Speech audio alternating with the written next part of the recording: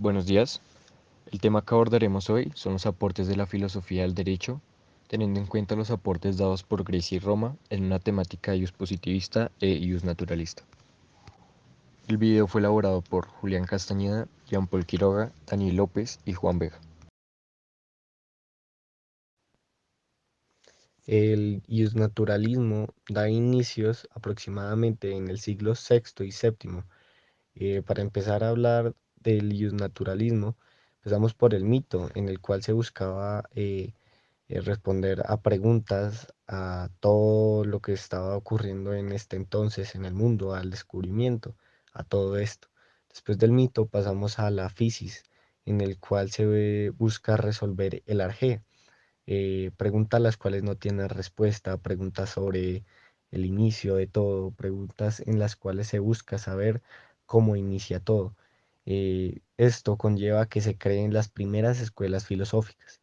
Después de la fisis, pasamos al cosmos, la cual se ve más reflejada en el hombre y la sociedad, dando paso a procesos como lo fueron la oratoria, la lingüística y la dialéctica, las cuales en este entonces fueron muy importantes. Después vemos que seguimos con el logos y el nomos. El logos siendo reflejado como la razón y el nomos como la ley. Todo esto se ve reflejado en la justicia, dando como inicio a la definición, la clasificación y la aplicación de esta misma. Después de esto, encontramos en que las raíces del iusnaturalismo se ven reflejadas en la fisis, las cuales desprenden el iusnaturalismo clásico. Después se ven generadas escuelas socráticas, gracias al logos y al nomos. Después de esto surge la jurisprudencia, en la cual se vieron grandes jurisprudentes como lo fueron Urpiano, Gallo y Papiniano. Después de todo esto, se ve que Roma fue superior a Grecia en muchos temas, poniéndose por encima a Roma como el imperio más poderoso de este entonces, más imponente del Mediterráneo, el cual logró superar en algunas cosas y por decirlo fue superior a Grecia y fue uno de los imperios más poderosos, si no, si, si no decimos que el más poderoso de este entonces, de todo el Mediterráneo.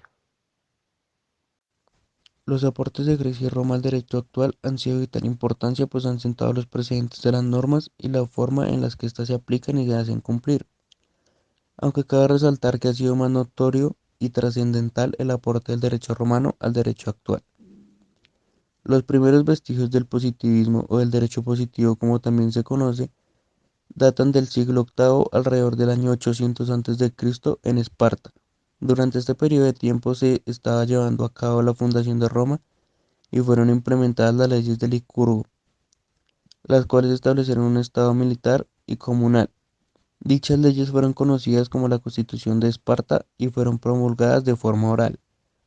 Posteriormente, en el siglo VII a.C., se publicaron las leyes Dracón en Atenas. Esas leyes representaron una transición de la ley oral a la ley escrita y fue el primer paso a un gobierno democrático y republicano. Luego de esto, en el siglo VI a.C., se publicaron las leyes de Solón. Gracias a estas leyes se creó la ley de las 12 tablas, pues debido a estas leyes los plebeyos le exigieron a los patricios su estudio. Lo dicho anteriormente constituyó una transición entre el derecho constitucionario, es decir, el derecho por costumbre, al dispositivismo o derecho escrito.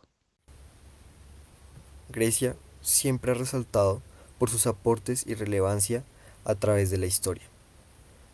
Esos aportes se han visto reflejados en muchos aspectos como la filosofía, el arte, la pedagogía, pero en este caso más puntual vamos a hablar del derecho. Estos aportes los podemos ver reflejados en bastantes sucesos, pero el día de hoy vamos a resaltar tres. El primer suceso son las leyes de Licurgo, también conocidas como las leyes de Licurgo de Esparta.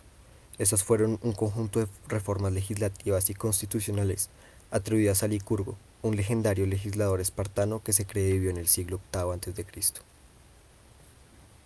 Podríamos hablar de ciertos aportes conceptuales y teóricos que sobresalen a través de todo este tipo de normativas. El primero es la énfasis en la virtud y en la disciplina. El segundo es la igualdad y la comunalidad. El tercero es un sistema de gobierno dual, ya que por un lado existían reyes, pero por otro lado existía una asamblea de ciudadanos que tenía la capacidad de aprobar o rechazar leyes. También hablamos de una economía simplificada, un entrenamiento militar muy rígido y disciplina, y un sistema de esclavitud. En resumen, el aporte conceptual y teórico de las leyes de Licurgo radica en la creación de una sociedad profundamente disciplinada, igualitaria en ciertos aspectos, orientada hacia la virtud y altamente militarizada. Estas leyes jugaron un papel fundamental en la formación del carácter espartano y su capacidad para mantener una estructura social y política única en la antigüedad. El siguiente suceso a resaltar son las leyes de Dracón, establecidas en Atenas en el siglo VI a.C. También tuvieron un impacto significativo en la evolución del sistema legal y político de la antigua Grecia.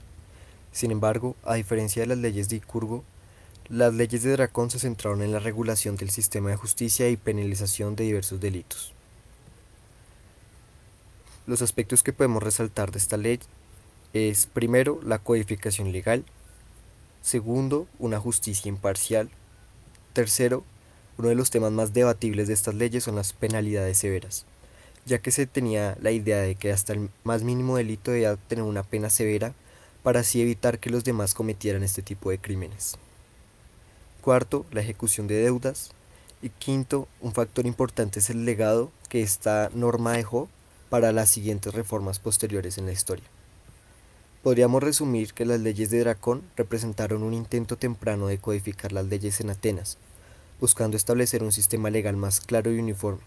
Aunque su enfoque en sanciones severas y penas duras han sido criticadas ante leyes, sentaron las bases futuras para reformas legales en la democracia ateniense y contribuyeron al desarrollo del sistema de justicia en la antigua Grecia. El último suceso a resaltar, para mí el más relevante, aunque cabe aclarar que esta última reforma es el conjunto de las reformas anteriores. O sea, sin las reformas anteriores no hubiéramos podido llegar a esta última. Estamos hablando de las leyes de Solón, que fueron establecidas al principio del siglo VI a.C.